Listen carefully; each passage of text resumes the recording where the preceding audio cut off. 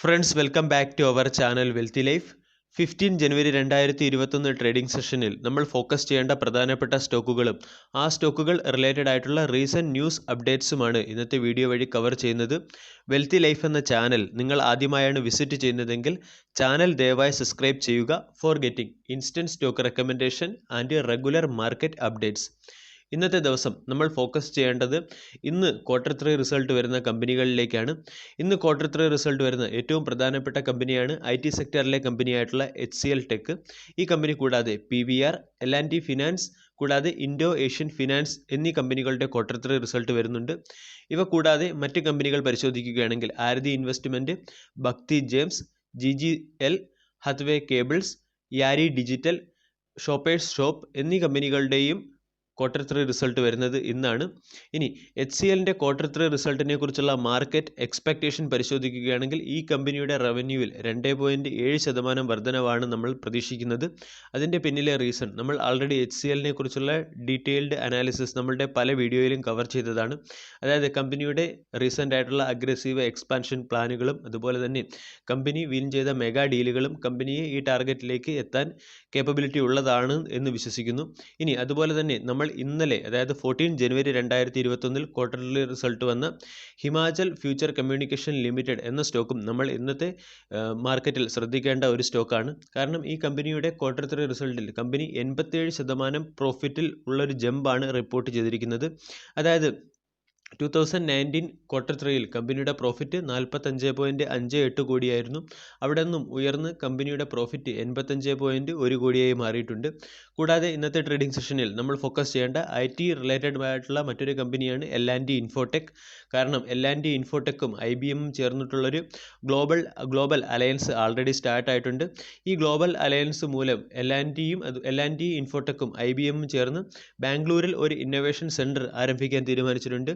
ഈ innovation centre വഴി cloud automation അതുപോലെ തന്നെ ആർട്ടിഫിഷ്യൽ ഇൻ്റലിജൻസ് റിലേറ്റഡ് ആയിട്ടുള്ള സർവീസുകളുടെ ഇന്നൊവേഷൻ ആയിരിക്കും അവിടെ നടക്കുന്നത്. ഇനി നമ്മൾ ഫോക്കസ് ചെയ്യേണ്ട മറ്റൊരു സ്റ്റോക്കാണ് ടെലികോം സെക്ടറിലെ ഒരു കമ്പനിയായിട്ടുള്ള ഭാരതി എയർടെൽ. നമ്മൾക്കെല്ലാവർക്കും അറിയാം ഭാരതി എയർടെലിന് ഡിപ്പാർട്ട്മെൻറ്റ് ഓഫ് ടെലികോം കമ്മ്യൂണിക്കേഷൻസിൽ നിന്നും 100% ഫോറിൻ ഡയറക്റ്റ് ഇൻവെസ്റ്റ്മെൻറ്റിനുള്ള അപ്രൂവൽ കിട്ടിക്കഴിഞ്ഞു. ഈ അപ്രൂവൽ കിട്ടിയതിന് ശേഷം ആഗസ്റ്റ് മാസത്തിൽ അതായത് 2020 ആഗസ്റ്റിൽ ഉള്ള MSI ഇൻഡെക്സിൽ നിന്നും വ്യത്യസ്തമായിട്ടുള്ള ഒരു MSI ഇൻഡെക്സ് 2021 ഫെബ്രുവരി മാസത്തിൽ ഈ കമ്പനിക്ക് ലഭിക്കാനുള്ള സാധ്യതയുണ്ട്. അതുകൊണ്ട് ഈ കമ്പനിയിലുള്ള ഫോറിൻ ഇൻവെസ്റ്റ്മെൻറ്റിൻ്റെ ഔട്ട്ഫ്ലോ വേരി ആവാനുള്ള ഒരു ചാൻസ് ഉണ്ട്. അതുകൊണ്ട് ഈ സ്റ്റോക്കും നമ്മൾക്ക് ഇന്നത്തെ ട്രേഡിംഗ് സെഷനിൽ ഫോക്കസ് ചെയ്യേണ്ട ഒരു സ്റ്റോക്കാണ്. അതുകൂടാതെ മറ്റൊരു സ്റ്റോക്ക് അലുവാലിയ കോൺട്രാക്ട്സ് ആണ്. കാരണം അലുവാലിയ കോൺട്രാക്ട്സിൻ്റെ സ്റ്റേക്ക് ഹോൾഡിങ്ങിൽ SBI മ്യൂച്വൽ ഫണ്ട് ഏകദേശം 2.6 മില്യൺ ഷെയറുകളാണ് അക്വയർ ചെയ്തത്. അതുപോലെ തന്നെ മറ്റൊരു മ്യൂച്വൽ ഫണ്ട് കമ്പനിയായിട്ടുള്ള DSP മ്യൂച്വൽ ഫണ്ട് അലുവാലിയ കോൺട്രാക്ട്സിൻ്റെ 3.26 മില്യൺ ഷെയറുകൾ സെൽ ചെയ്തു. പിന്നീട് ഫോക്കസ് ചെയ്യേണ്ടത് ഇൻഫ്രാസ്ട്രക്ചർ കമ്പനിയായിട്ടുള്ള PNC ഇൻഫ്രാടെക് ആണ്. കാരണം PNC ഇൻഫ്രാടെക്കിൻ്റെ ഒരു ഫുള്ളി ഓൺഡ് സബ്സിഡറി ആയിട്ടുള്ള PNC ബൈത്തൂർ കാൺപൂർ എന്ന് പറയുന്ന കമ്പനിക്ക് 2052 കോടി രൂപയുടെ ഒരു ഫിനാൻഷ്യൽ ക്ലോസർ ലഭിക്കുകയുണ്ടായി. അതായത് NH national highway authority of ഇന്ത്യയുടെ കയ്യിൽ നിന്നും.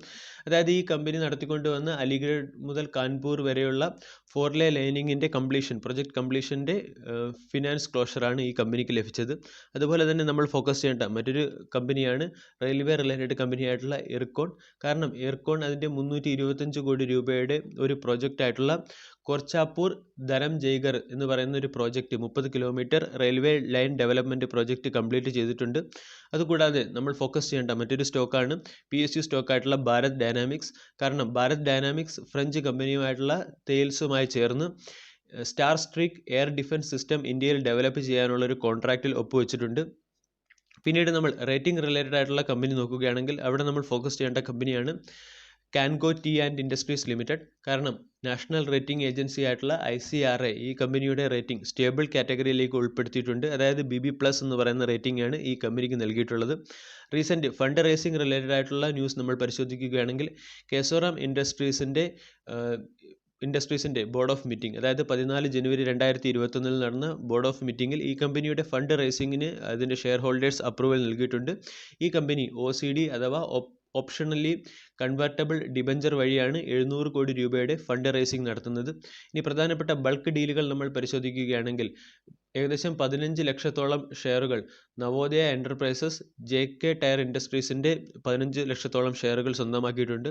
കൂടാതെ റീസെൻ്റായിട്ട് സ്റ്റേക്ക്, അതായത് വിവിധ കമ്പനികളിൽ സ്റ്റേക്ക് ഇൻക്രീസ് ചെയ്ത കമ്പനികളെ പരിശോധിക്കുകയാണെങ്കിൽ ഇക്വിറ്റി ഇൻ്റലിജൻസ് ഇന്ത്യ എന്ന കമ്പനി ഓം മെറ്റൽ ഇൻഫ്രാ പ്രോജക്ട്സിൽ അവരുടെ സ്റ്റേക്ക് 3.35% നിന്നും റെഡ്യൂസ് ചെയ്ത് 3.91% മാറ്റിയിട്ടുണ്ട്. കൂടാതെ അയൺവുഡ് ഇൻവെസ്റ്റ്മെൻറ്റ് എന്ന് പറയുന്ന കമ്പനി ഹിന്ദുസ്ഥാൻ നാഷണൽ ഗ്ലാസ് ലിമിറ്റഡിൽ അവരുടെ സ്റ്റേക്ക് 7.09 നിന്നും റെഡ്യൂസായി 5.09% മാറ്റിയിട്ടുണ്ട്. കൂടാതെ ദിസ്മാൻ കാർബണേജിൻ്റെ പ്രൊമോട്ടറായിട്ടുള്ള ആദിമാൻ ടെക്നോളജീസ് ലിമിറ്റഡ് അവരുടെ കമ്പനിയിൽ അതിൻ്റെ സ്റ്റേക്ക് ഹോൾഡിംഗ് റെഡ്യൂസ് ചെയ്തിട്ടുണ്ട്. അതായത് 61.93% നിന്നും സ്റ്റേക്ക് റെഡ്യൂസ് ചെയ്ത് 59.32% മാറ്റിയിട്ടുണ്ട്. ഇതൊക്കെയാണ് ഇന്നത്തെ ട്രേഡിംഗ് സെഷനിൽ നമ്മൾ ഫോക്കസ് ചെയ്യേണ്ട പ്രധാനപ്പെട്ട സ്റ്റോക്ക് റിലേറ്റഡ് ന്യൂസുകൾ.